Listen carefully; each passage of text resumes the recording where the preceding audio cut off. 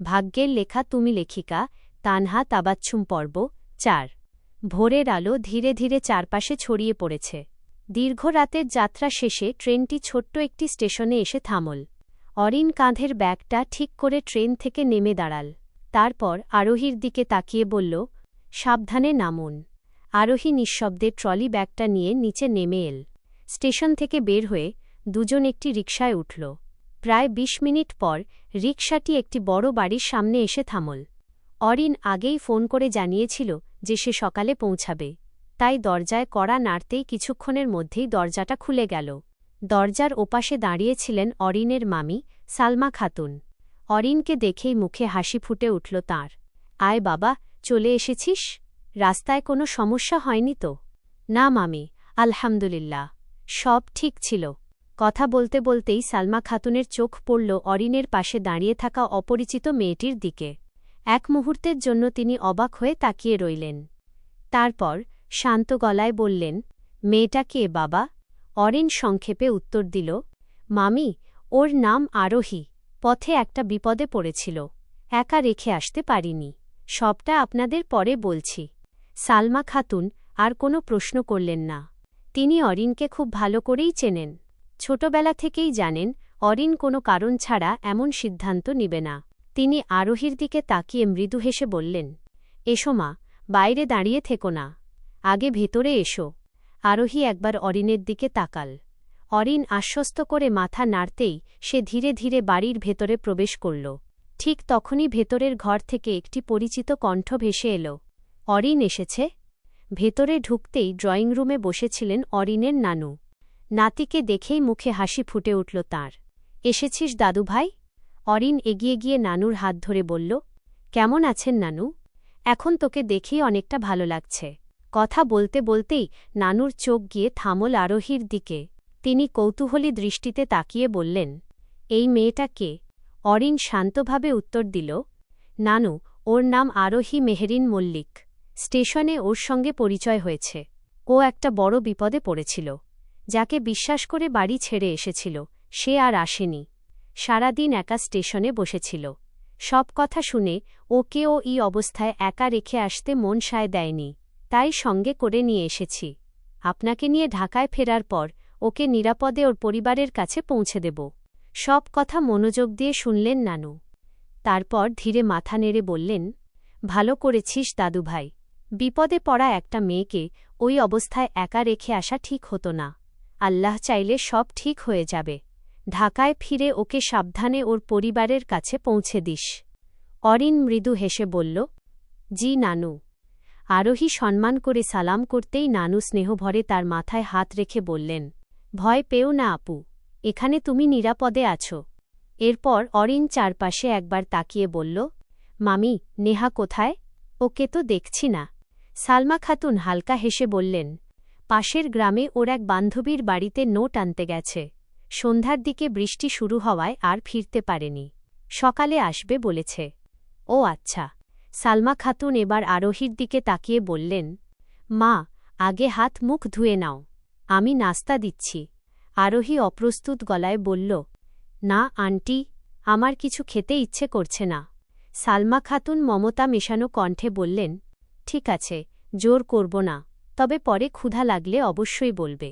এরপর তিনি বাড়ির কাজের মানুষকে ডেকে বললেন, গেস্ট রুমটা খুলে দাও। অরিন আরোহীর দিকে তাকিয়ে শান্ত স্বরে বলল, আপনি একটু বিশ্রাম নিন, সারা রাত আপনার অনেক ধকল গেছে। আরোহী নীরবে মাথা নাড়ল।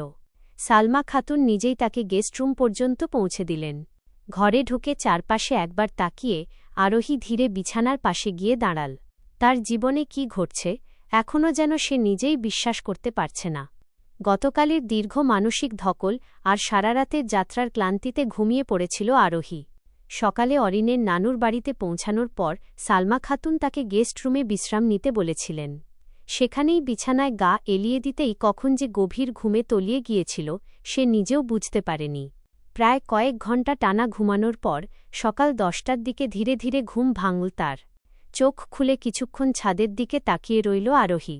দীর্ঘ সময় পর শরীরের ক্লান্তিটা কিছুটা কেটে গেছে। মনটা এখনও ভারী, তবু কয়েক ঘণ্টার বিশ্রামে নিজেকে আগের চেয়ে একটু স্বাভাবিক লাগছে। ধীরে ধীরে বিছানা থেকে নেমে মুখ হাত ধুয়ে বাইরে বেরিয়ে এলো সে। এদিকে অরিনও নানুকে নিয়ে ঢাকায় ফেরার সব প্রস্তুতি সম্পন্ন করে ফেলেছে। আর দেরি না করে নানুকে নিয়ে এখনই ঢাকায় ফেরার সিদ্ধান্ত নিল অরিন। নাস্তা শেষ করে সবাই প্রস্তুত হয়ে নিল। সালমা খাতুন দরজার সামনে এসে বললেন, সাবধানে যেও, পৌঁছে ফোন দিও। অরিন মাথা নেড়ে বলল, আচ্ছা মামি। আরোহীও ভদ্রভাবে সালাম করল। সালমা খাতুন তার মাথায় স্নেহের হাত রেখে বললেন, ভয় পেও না মা, আল্লাহর ওপর ভরসা রাখো, সব ঠিক হয়ে যাবে ইনশাআল্লাহ। কিছুক্ষণ পর তারা স্টেশনের উদ্দেশ্যে রওনা দিল। নির্ধারিত সময়ে ট্রেন ছেড়ে দিতেই অরিন মোবাইল ফোন বের করে ছোট বোন আফরিনকে কল দিল। দুইবার রিং হতেই ওপাশ থেকে আফরিনের চেনা কণ্ঠ ভেসে এলো, হ্যালো ভাইয়া, কেমন আছো? আলহামদুলিল্লাহ, তুই কেমন আছিস? ভালো। তোমরা কোথায়? অরিন জানালার বাইরে তাকিয়ে বলল, আমরা ট্রেনে আছি, আর কিছুক্ষণের মধ্যেই ঢাকায় পৌঁছে যাব। আচ্ছা শোন, তুই এখনই গাড়ি নিয়ে স্টেশনে চলে আয়। আফরিন অবাক হয়ে বলল, কেন, কি হয়েছে? নানুকে বাসায় নিয়ে যাবি, তুমি যাবে না? অরিন মৃদু হেসে বলল, আমার একটা জরুরি কাজ আছে, কাজটা শেষ করেই বাসায় ফিরব। কি কাজ? তোকে পরে সব বলবো, আপাতত আর প্রশ্ন করিস না। সময়মতো স্টেশনে চলে আয় আর নানুকে সাবধানে বাসায় নিয়ে যাস। কয়েক সেকেন্ড চুপ থেকে আফরিন বলল, ঠিক আছে ভাইয়া, আমি আসছি।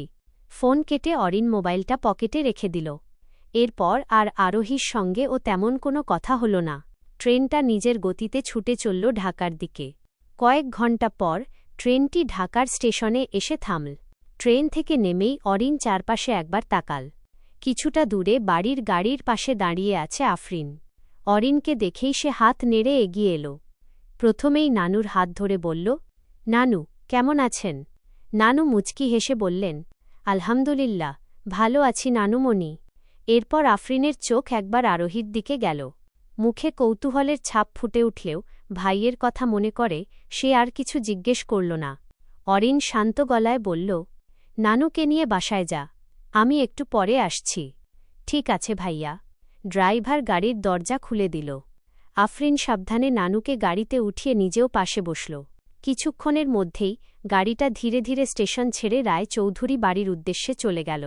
গাড়িটা চোখের আড়াল হওয়া পর্যন্ত চুপচাপ দাঁড়িয়ে রইল অরিন। তারপর পাশে দাঁড়িয়ে থাকা আরোহীর দিকে তাকিয়ে শান্ত কণ্ঠে বলল, চলুন, এবার আপনাকে আপনার বাড়িতে পৌঁছে দিই। আরোহী নিঃশব্দে মাথা নাড়ল। অরিন রাস্তার পাশে দাঁড়িয়ে থাকা একটি রিকশা ডাকল। দুজন রিকশায় উঠে বসল। রিকশাটি ধীরে ধীরে মল্লিক বাড়ির উদ্দেশ্যে এগিয়ে চলল। রিকশাটা ধীরে ধীরে আরোহীদের মহল্লায় ঢুকে পড়ল। পরিচিত রাস্তাগুলো চোখে পড়তেই আরোহীর বুকের ভেতরটা হঠাৎ করেই কেঁপে উঠল। মাথা নিচু করে নিশ্চুপ হয়ে বসে রইল সে। সাহস করে একবারও চারপাশে তাকাতে পারল না। অন্যদিকে মহল্লার মানুষজন রিকশায় বসে থাকা দুজনকে কৌতূহলী দৃষ্টিতে দেখতে লাগল। কেউ থেমে তাকিয়ে আছে, কেউ আবার পাশের জনের সঙ্গে ফিসফিস করে কি যেন বলছে। সবকিছুই অরিনের চোখ এড়াল না। তবে সে কোনো প্রতিক্রিয়া দেখাল না, শান্তভাবেই বসে রইল। কিছুক্ষণ পর রিকশাটা এসে থামুল মল্লিক বাড়ির প্রধান ফটকের সামনে। রিকশা থেকে নামতেই আশপাশের কয়েকজন তাদের দিকে এগিয়ে তাকাল। মুহূর্তের মধ্যেই কানাঘুষা শুরু হয়ে গেল। এই তো মাহবুব সাহেবের মেয়ে না? কাল থেকেই তো শুনছি পালিয়ে গেছে। তাহলে এই ছেলেটার সঙ্গেই ছিল নাকি? ফিসফিসানির শব্দ ধীরে ধীরে চারদিকে ছড়িয়ে পড়তে লাগল। চারপাশে দাঁড়িয়ে থাকা মানুষগুলোর ফিসফিসানি ধীরে ধীরে স্পষ্ট হয়ে উঠতে লাগল। মেয়েটাকে তো ভেবেছিলাম খুব ভদ্র আর ভালো, এখন দেখো একটা ছেলের সঙ্গে রাত কাটিয়ে আবার কি সুন্দর করে ফিরে এসেছে। এইসব মেয়েরা এমনই হয়, বাইরে ভালো মানুষের মুখোশ পরে থাকে আর আড়ালে কত কি করে। শুধু ভদ্র চেহারা দেখেই তো মানুষকে ভালো বলা যায় না, তলে তলে নষ্টামি করে ভেতর কি আছে সেটা কে জানে। বাপ মায়ের এত সম্মান ছিল, একদিনেই সব শেষ করে দিল। প্রতিটি কথা যেন ধারালো ছুরির মতো এসে বিদ্ধ হতে লাগল আরোহীর বুকে। সে মাথা আরও নিচু করে ফেলল। চোখের কোণে জমে থাকা অশ্রু আর আটকে রাখতে পারল না। টপটপ করে কয়েক ফোঁটা জল গড়িয়ে পড়ল তার গাল বেয়ে। তবুও সে কোনো প্রতিবাদ করল না। নিঃশব্দে সব অপবাদ, সব কটু কথা সহ্য করে দাঁড়িয়ে রইল। অরিন রিকশাওয়ালার ভাড়া পরিশোধ করে একবার আরোহীর দিকে তাকাল। আরোহী এখনও মাথা নিচু করে দাঁড়িয়ে আছে। অরিন ধীর পায়ে এগিয়ে গিয়ে মল্লিক বাড়ির প্রধান ফটকের সামনে দাঁড়াল। তারপর হাত বাড়িয়ে কলিং বেলের সুইচে চাপ দিল। চলবে।